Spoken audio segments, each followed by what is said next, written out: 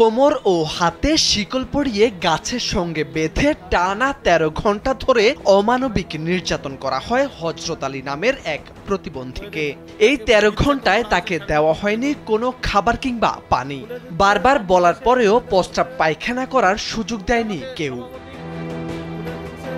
শুধু প্রতিবন্ধী হযরত আলী নয়, তার স্ত্রীকেও মিষ্টি দোকান থেকে ধরে এনে ঘরে তালাবদ্ধ করে রাখা হয়।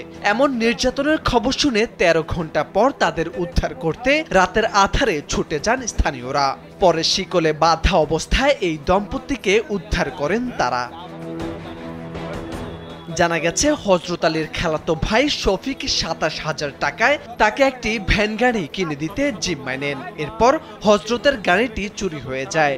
এলো ভিশন মুশকিল আসান অফার। যে কোনো ব্র্যান্ডের পুরনো ফ্রিজ নিয়ে চলে আসুন ভিশন শোরুমে আর নিয়ে যান নতুন ভিশন ফ্রিজ 20% পর্যন্ত ছাড়। চুরি হওয়ার পর তার খালাতো ভাইকে বিষয়টি জানায়নি হযরত।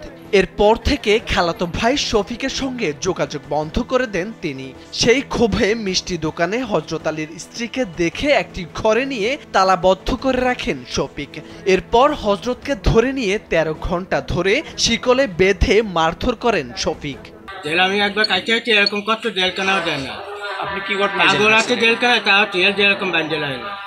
পানিও দিই ওইটি কাবে টোল বিটের আল্লাহ কলবি। আমি এখনো সেই সন্ধ্যায় আর বউ ঘরে নিয়ে আমার এদের একটা তালা দিতে ওদের একটা তালা পারবো না চোদ্দ বাঁধবো তাই কইয়ে পরে ওনার মাজার ধরে ওনার ফিল লাগাইছে, তালা দুটো লাগাইছে। লাগাই দিলি আমি কইছি কেউ ভাই তুই মারামারি করিস না, আপদে যেটা মিট হয়। বাগেরহাট জেলার মোল্লারহাট উপজেলার জয়ডিহি নামক স্থানে গেল শনিবার এমন ঘটনা ঘটে। তবে ঘটনার কথা স্বীকার করে দুঃখ প্রকাশ করেন অভিযুক্ত শফিক। সে অসহায়ের মতো ঘুরে বেড়ায়। সে আমার একটা ব্যান এনে দিতে বলছিল। সেই ব্যান্ডটা আমি জাবিনও এনে দিয়েছিলাম। জাবিনও এনে দেওয়ার পরে সেই ব্যান্ডটা আর কি বিক্রি করে ফেলাইছে, মনে করে আড়াই ফেলানির পরে সে আমার ওই যে যার কাছে আমি জাবিন ছিলাম সে আমার বিশাল চাপ দিয়েছে। পরবর্তীতে অনেক বেশি কথা আমার বলছে, তাই তারে আমি বান্ধে খুঁজছিলাম। তাই এটি আমার বিশাল অপরাধ হয়েছে, এই জন্য আমি ক্ষমা প্রার্থী। এদিকে প্রতিবন্ধী ও তার স্ত্রীকে এমন অমানবিক নির্যাতনের খবর শুনে তাদের উদ্ধার করতে ছুটে যান স্থানীয় জয়ডিহি বাজার কমিটির সভাপতি আজাদ মিয়া ও স্থানীয়রা।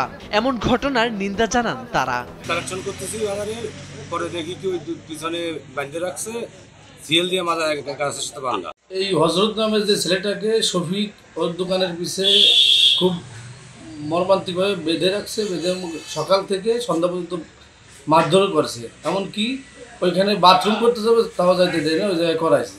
এরপরে আমাদের বাজার কমিটির সভাপতি আমরা সবাই যে ওরে ছাড়াই, কিন্তু এই যেভাবে নির্যাতন করছে এর আমরা কঠিন বিচার চাই। তাদের উপর এমন অমানবিক নির্যাতনের খবরে এলাকায় চাঞ্চল্য সৃষ্টি হয়েছে।